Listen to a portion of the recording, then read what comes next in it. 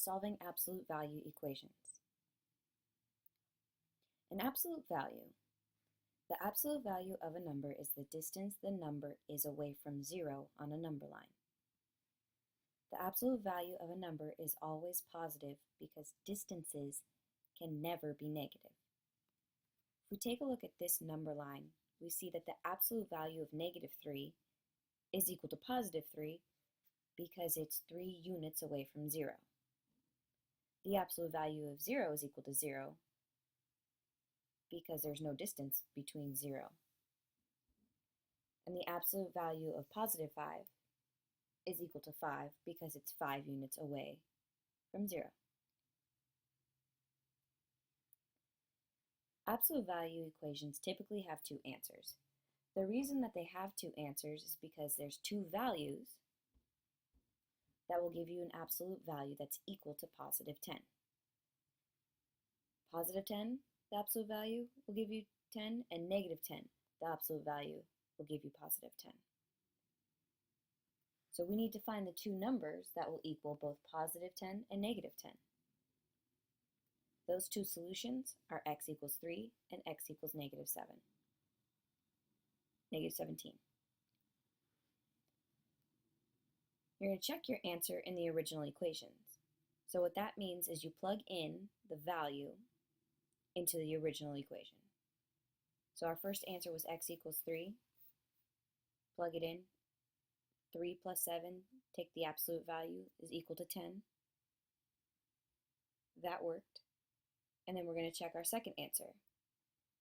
-17 plus 7 is equal to -10, and the absolute value of -10 is +10.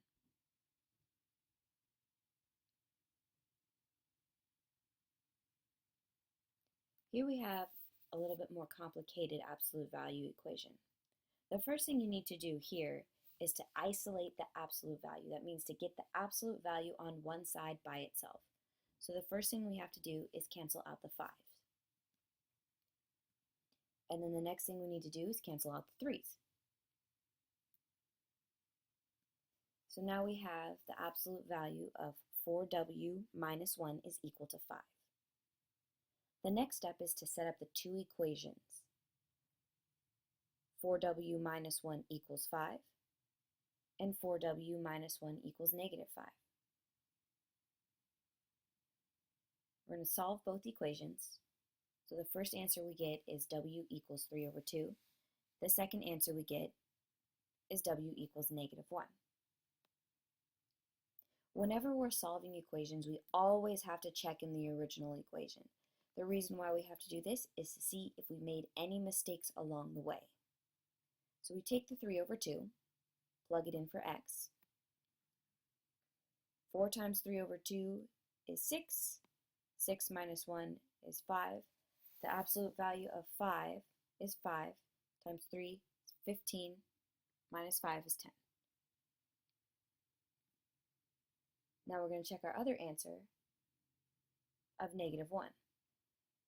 4 times -1 is -4, minus 1 is -5. The absolute value of -5 is +5, times 3, take away 5, it's going to equal 10. So to recap the steps we just did, isolate the absolute value first. After you isolate the absolute value, you can remove the absolute value symbols and create two equations. One that's equal to the positive value, one that's equal to the negative value. Then you're going to solve both equations. Check both answers in the original equation. And again, the reason why we do this is to check and see if we made some sort of calculation or procedural error along the way. If your answer does not check, you have to go back and find the mistakes in your work.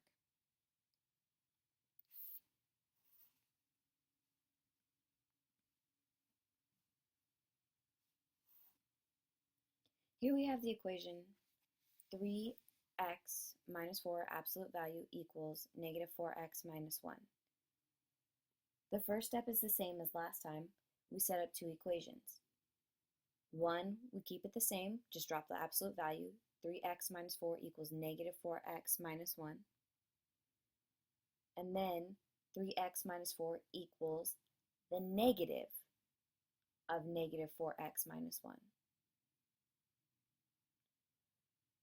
We're going to solve the first equation by getting all the x values on one side first, and then moving the constants to the other side. Our first answer is x equals 3 over 7. We're going to solve the second equation in a very similar way. Get all the x's to one side after you distribute the negative. Be careful about those negatives. You need to turn both the negative 4x and the negative 1 into positive. Subtract 4x from both sides. Add 4 to both sides. And then we get x equals negative 5.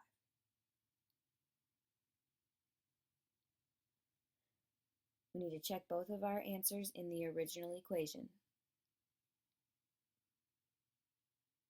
Plug in 3 over 7. 3 over 7 times 3 is 9 over 7, and then I need common denominators. That's how I get 28 over 7. And the same thing with the right side of the equation. I need a common denominator in order to add my fractions together.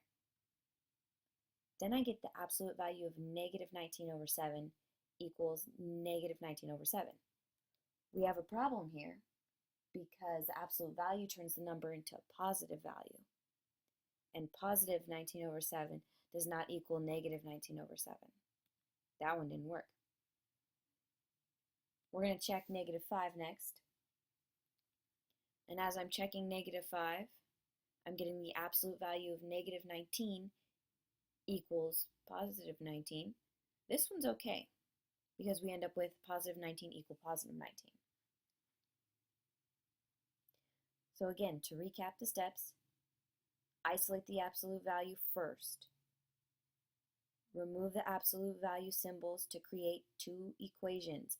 Don't forget to distribute the negative to both terms.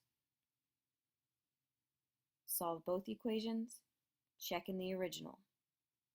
Now the question is, why did x equals 7 over 3 not work, but x equals negative 5 works?